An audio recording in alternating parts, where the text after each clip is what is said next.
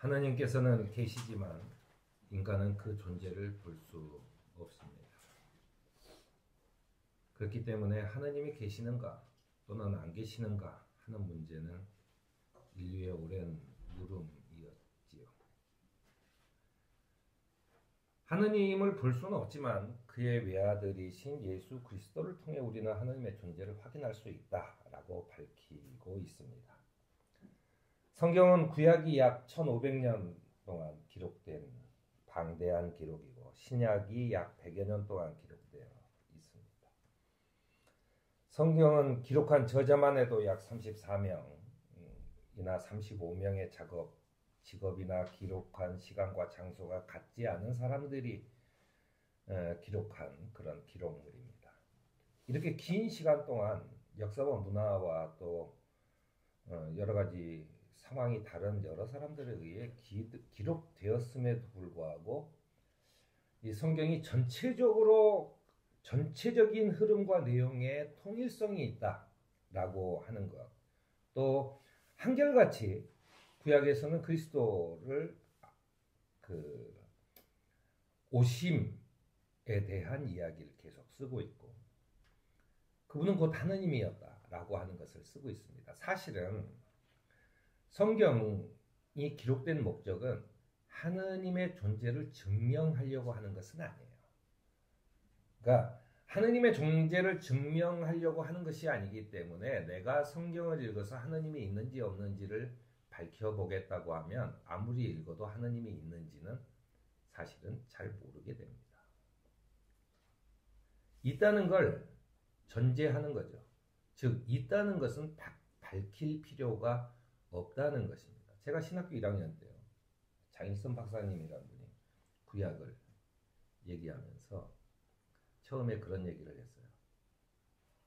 하느님이 존재하느냐 존재하지 않느냐라고 하는 것은 밝힐 이유가 없는 것이다 라고 하는 거예요. 굉장히 저는 당황스러웠는데 그런 거죠. 누군가가 나한테 와서 니네 아버지가 진짜냐? 라고 물었을 때 그것을 밝히려고 하는 사람은 일단 첫 번째로 불효자예요. 아버지에 대한 믿음이 없는 거죠. 아버지, 친자 확인을 좀 해봅시다. 이런 게 과연 옳으냐는 거예요. 그러니까 하느님이 있냐 없냐를 가지고 다른 사람이 나에게 물어봤을 때 우리가 그것을 네 아버지가 네 아버지인 것을 증명해라 라고 하는 것처럼 굉장히 어리석은 것이라고 판단할 수 있어야 그게 믿음이 있는 것이다 라고 하는 얘기입니다. 어쨌든 성경은 성령의 감동을 통해 기록되었고 한 권의 책으로 엮어진 성경은 오히려 죄인의 구원과 인간의 바른 삶을 제시하고 있습니다.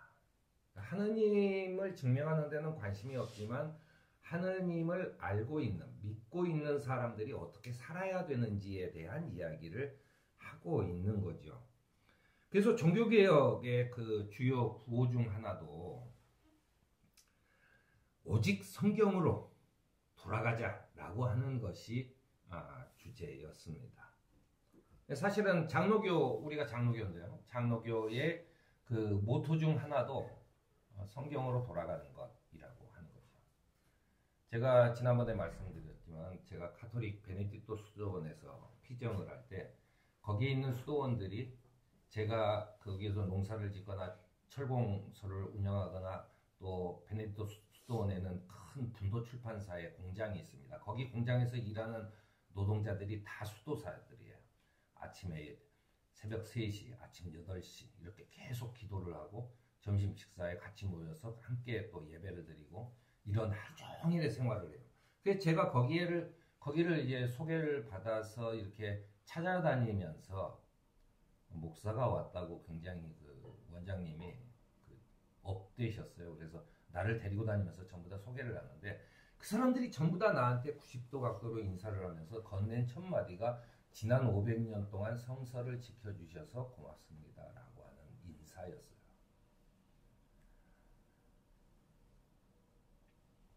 성경으로 다시 돌아가자라고 하는 모토로 이 그리스도교가 발전되어 온 거죠. 뭐 예수님도 사람이 빵으로만 먹고 살 게 아니라 뭐 하느님의 입으로 나오는 말씀으로 살 것이다라고 얘기했습니다. 중요한 것은 하나님은 자기 자신의 존재를 증명하지 않지만 하나님은 어떤 방식으로든 자기 자신을 우리에게 보여주고 계신다는 거예요. 그것을 신학적으로는 계시라고 합니다. 보여주는, 감추인 것이 드러나는 것, 베일이 벗겨지는 것, 이것이 이제 계시지요. 영이신 하나님께서 자신을 우리에게 계시해 주는 것. 그래서 하나님이 뭐 수염이 하얗느냐, 신발은 뭘 신었더냐라고 물어보는 것은 잘못된 거예요. 왜냐하면 그는 영이시기 때문에 영의 존재를 우리가 말로 표현할 수는 없죠.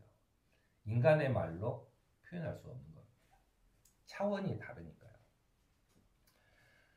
하나님께서 인간으로 하여금 하나님 자신을 알 수 있도록 드러내 보이시거나 알려지지 않는 진리를 전하시거나 다른 방법으로는 알 수 없는 진리를 알려주시는 것을 전부 다 계시라고 얘기하는데 보통 계시에는 신학적으로는 일반적인 계시와 그 일반적이지 않는 계시가 있어요. 이 일반적인 계시는 구약이나 시편이 얘기하는 거예요. 이 자연의 이 섭리, 계절이 바뀌고 꽃이 피고 그리고 열매를 맺고 사람의 먹거리들이 거기에서 풍요롭게 펼쳐지는 것을 보고 또 인간 역사의 변천과 인간의 양심 또 이런 그 영원하신 능력과 신성을 그것 속에서 발견할 수 있다라고 하는 거죠. 제가 여러 번 말씀드린 것 같은데 인간의 역사라고 하는 것은요 항상 지배자의 역사예요. 토끼와 거북이가 그 경주를 할 때 토끼가 항상 이기지만 이솝은 거북이가 이긴다라고 썼어요. 그러니까 인간의 역사는 항상 지배자들이에요. 지배자들은 뭐냐면 결코 약자들을 용납하지 않아요. 왜냐하면 약자는 전쟁에 끌고 갈 수가 없기 때문이에요. 전쟁은 이념이나 이런 게 아니죠. 제가 여러 번 얘기했지만 전쟁은 무조건 약탈이에요. 가서 내가 먹을 것을 뺏어오는 것이 전쟁이지 다른 어떤 것은 다 필요 없습니다. 그런 이유를 댄 적은 한 번도 없어요. 그리고 그런 이유 때문에 그런 어떤 대의 때문에 이루어진 전쟁이라는 것은 한 번도 없어요. 전부 다 약탈이죠.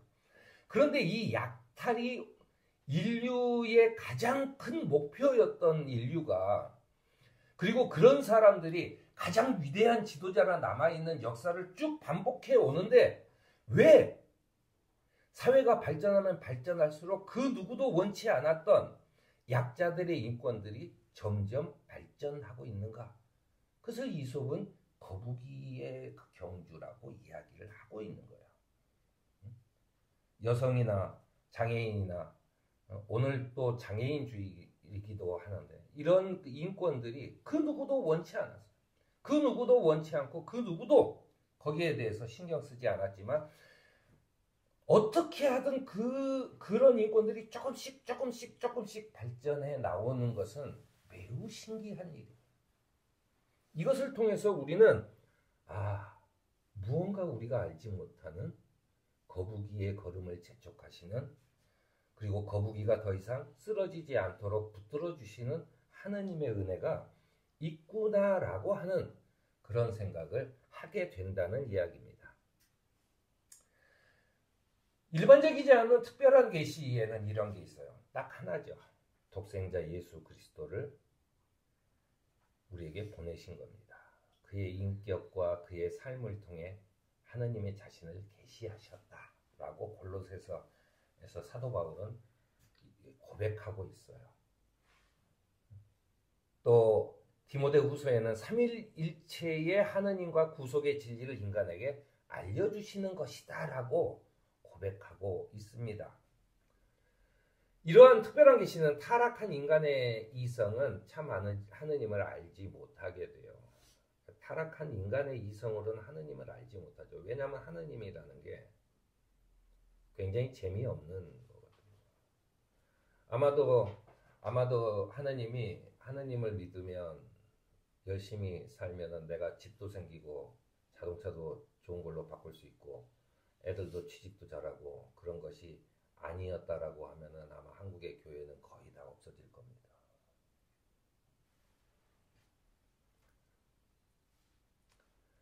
성경을 우리는 신앙의 계시, 내가 느끼는 어떤 것이 내 욕심을 채워가는 것이 아니라 진짜로 하느님 예수 그리스도를 닮아가는 형태로 가야만이 내가 하느님을 만날 수 있다는 거예요. 그거 어렵죠.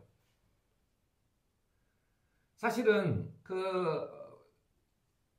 대부분의 사람들이 주장하는 게 있어요. 어떤 사람은 성경을 열심히 연구하는 것에서만 하느님을 발견할 수 있다고 주장하는 사람들이 있는가 하면 아니다. 나는 하느님의 음성을 들었다. 그러니까 내 말이 맞다. 라고 주장하는 그런 주장들이 있어요. 근데 이들은 전부 다 신앙을 버리거나 성경 연구하는 이 학자들이 대부분 다 신앙이 없어요. 왜냐하면 성경을 연구하면 연구할수록 신앙이 없어져요. 굉장히 재미있는 이야기죠. 아니면은 아니 성경 필요 없어. 내가 하느님의 음성을 듣고야 말고야 뭐 하면서 산속에 들어가서 뭐 하거나 통성기도를 하거나 막 매달리거나 하면은 결국은 신비주의에 빠져서 이 환상을 쫓는, 그래서 헛것을 보고도 또는 이런 것들을 통해서 내가 하느님을 봤다. 내 말이 맞다. 그렇게 빠지다가 보면은 결국은 신비주의에 빠질 수밖에 없다는 얘기입니다. 종교개혁을 단행했던 칼빈이 오직 성경으로라고 하는 것은 성경이 가는 곳까지만 가고 성경이 서 있으라는 곳에서는 서 있으라고 하는 뜻입니다. 성경을 우상으로 숭배하면 안 된다는 얘기예요. 성경으로 판단하라고 하는 얘기지요. 그것은 성경은 개인의 구원과 성장뿐 아니라 교회의 건강과 성장에도 필수적인 요소이기 때문에 성경을 통해 계시하시는 하나님의 진리를 받아들여서 믿고 전하는 교회가 건전한 교회예요. 또 그런 말씀에 기초한 교회가 흔들림 없는 교회이기 때문입니다. 제가 이 인권에 관한 얘기를 했지만 사실은 교회도 마찬가지죠. 그동안 이 교회의 권력자들이 얼마나 많은 성경을 왜곡했고 얼마나 많은 자기 권력의 그런 것들을 했어요. 그런데 하나님께서는 끊임없이 하나님 구원의 역사를 이루어 가시는 방향으로 계속해서 이끌어 오셨어요.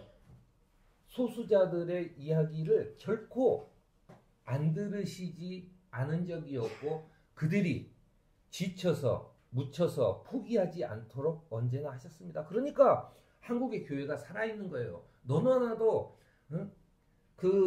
미아리 무당처럼 예수 믿으면 축복받고 집도 사고 애도 서울대 합격하고 이렇게 가르치는 한국의 대부분의 교회들에서 그래도 한국의 교회가 살아남는 것은 바로 그런 거죠. 우리가 이 코로나 이후로 한국 교회는 이제 다 망했다. 전 무슨 목사 이후로는 이제 한국 교회는 다 끝났다라고 얘기를 하지만 결코 하느님의 교회는 끝나지 않습니다. 왜냐하면 언제는 죽음으로 교회를 겁박했고 또 그런 2000년의 역사 속에서 교회가 없어진 적은 한 번도 없어요. 놀라운 사실이죠.